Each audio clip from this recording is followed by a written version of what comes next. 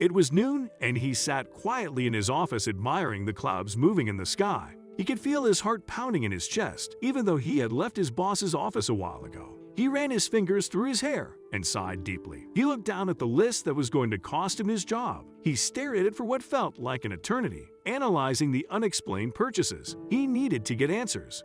Joey was a resident in New York who was busy living his dream life. He had a wonderful wife, a beautiful home, and he even had the car he had always dreamed of. He was the proudest of his job. It was everything he could have ever asked for, and it motivated him to become a better person every day. If he were to lose his job, his life would lose all meaning. Joey worked at a publishing house as a manager. He loved books more than anything in the world, and he even tried his hand at writing, so this was the perfect job for him. Joey had been with the company for more than a decade, while slowly but surely moving up the ranks. He had a great relationship with his coworkers and an even better relationship with his boss. He felt like he was on top of the world, and nothing could take that away from him. Until he met Cindy. Cindy joined the company that year. She had just graduated college, and Joey was immediately attracted to her positive energy.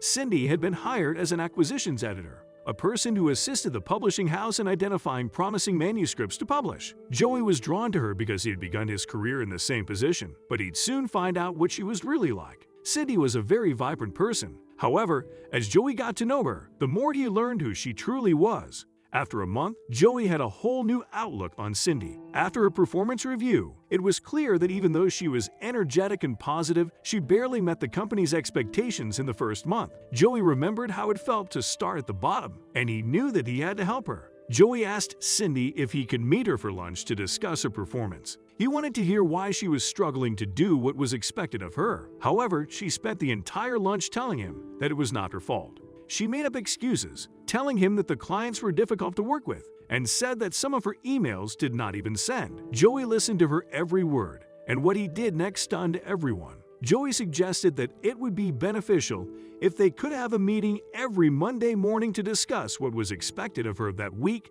and she would also then ask for help if she needed it. He did not want to make the impression that he wanted to control her, so he told her the meetings would be brief. He just wanted to help her get comfortable in her new role. Little did he know that he was busy making an enemy. Joey had a very difficult time adjusting when he first started his job.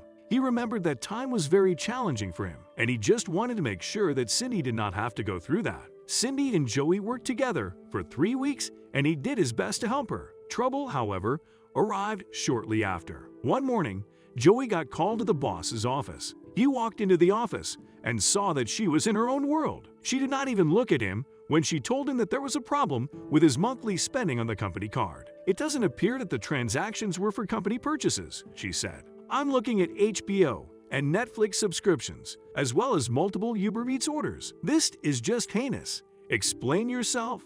Joey had a puzzled look on his face, thinking that she was joking with him. However, he had known her for a decade, and she was not the type of person who would make such jokes. He got into his chair, and his boss placed her laptop to the side so he could examine it. His jaw dropped when he saw everything that was charged to the card. Joey rarely touched the corporate card, so it was strange that all of these charges was under his name. What was going on?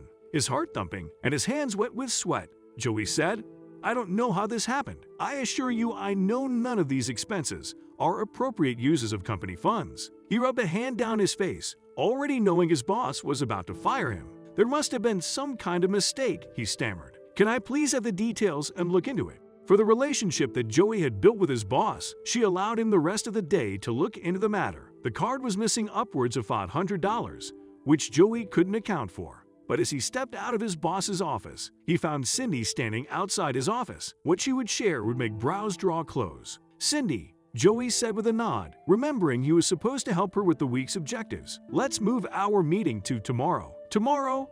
Cindy asked, surprised. "Oh, will you be in tomorrow?" "Yes.